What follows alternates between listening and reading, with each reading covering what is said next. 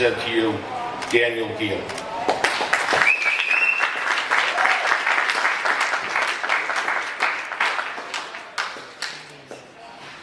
Thanks, Gary.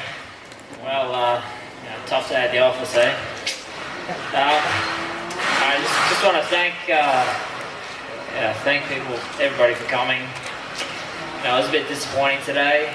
I fought a guy. Everybody's seen like he's got immense power, and he caught me with a good shot. So, obviously very disappointed. We had a pretty good game plan going out there. I'm trying to figure out one thing. Things were going to plan to an extent, but I guess you make one mistake and you pay the penalty. So that's what happened tonight, and unfortunately you can't win them all, but I'll definitely be back. I've had a lot to fight for in this fight, as most people know. My mum's back home, my family's back home, and I had great motivation. So a little bit extra disappointed there, but I will be back, and I'll be training harder next time, and I'm not going to let this beat me. He definitely is a guy that's going to be tough to beat. I'm not sure there's too many guys out there that are going to give him too much of a run. So, good luck to the guys that can. I'd love to get my opportunity again one day. Daniel, you landed that punch right down the pipe. Have you ever had anybody come back instantaneously like that? Can you repeat that louder so everybody can hear? He landed the right hand right down the pipe. Has he ever had anyone come back as quickly as Golovkin did?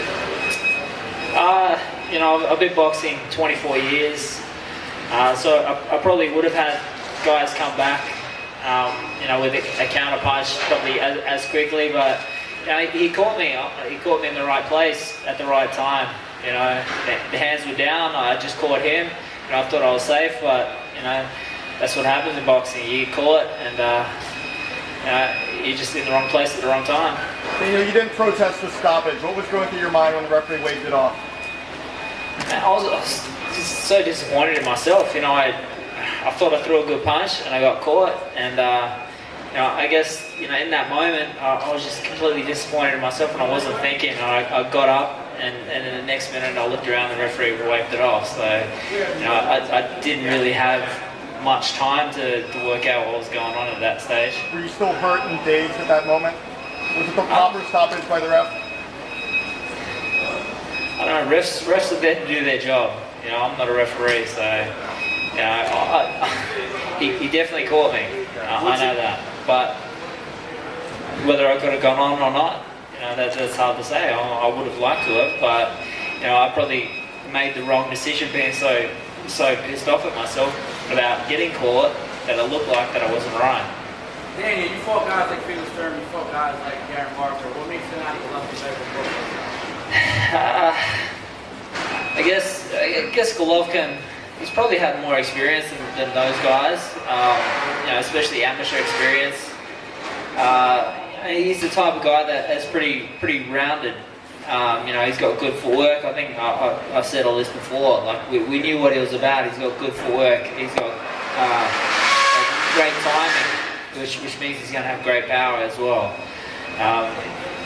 He's got a good sense, of his distance. He knows, where everybody is at any time. So that makes it tricky. And you make one mistake, which I did tonight, and you pay the price.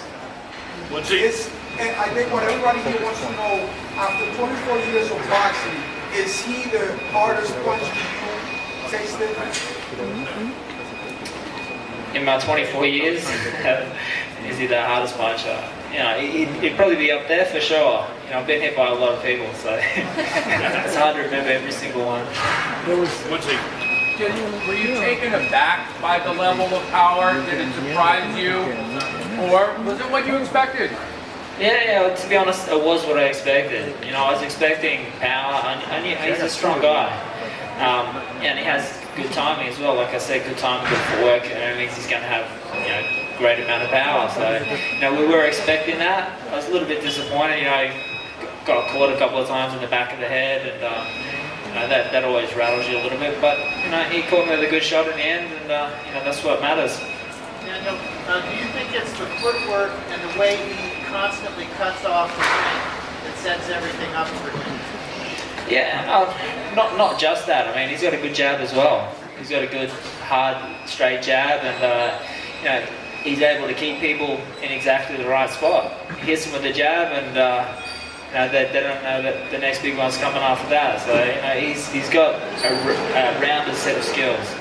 Daniel, you lost another fight against Golovkin. This fight many years ago has an effect tonight. No, this fight had no effect on my mind whatsoever. I mean, the fight that we had, what was it, 12 years ago or 13 years ago, had no effect on this fight tonight. I mean, we were completely different fighters back then. It was 2001.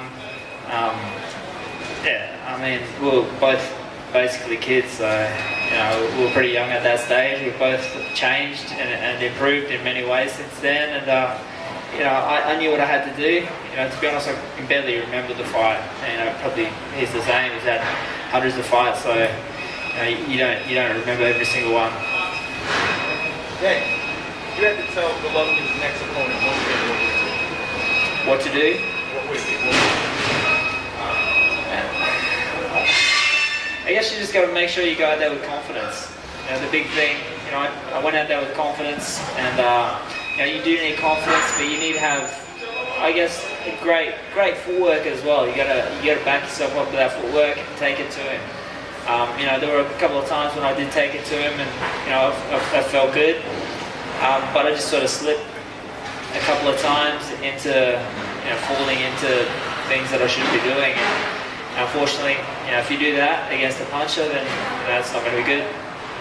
Daniel, at the end of the fight, you shook your head. Were you shaking your head in disappointment exactly in study, or were you shaking your head to actually signal to the referee to call the fight off? Yeah, that's right. I was so disappointed, being caught like that. I'm stupid as well. Like I've been put down a couple of times in fights before, and it's just a stupid mistake where I was so disappointed with myself as I got up.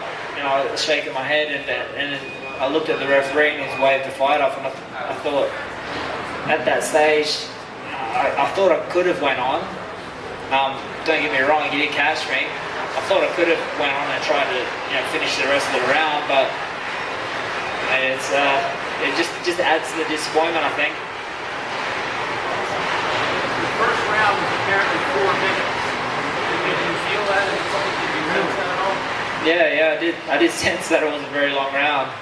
I think we got to the end of the first round, and I thought, geez, we've done 2 or 3 already. It was a very long first round, but you got to be prepared for anything. Anything can happen out there, and you can't be too worried about anything. You just got to adapt and try not to get hit. You fell and tripped on a camera guy. Did you ever experienced that before in the ring? That's the first time I've been tripped over by a cameraman. Yeah. Tough day out there. It was a tough day.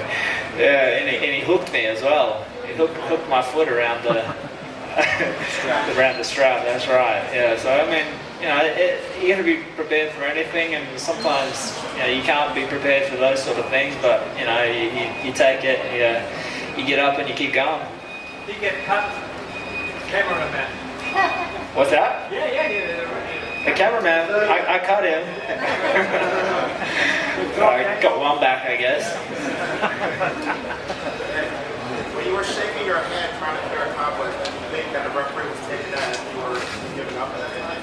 Did you think he thought that you were saying no? No, I didn't think he. To be honest, it was happening so quick. I just jumped up, and I was just really disappointed with what happened, being caught. Especially, I felt as though that I caught him with the right hand as well, just before he caught me, and I was disappointed. And I jumped up, and I sort of thought the referee was, going to speak to me and ask me, but the next thing I knew, the fight was finished. So it happens very quickly.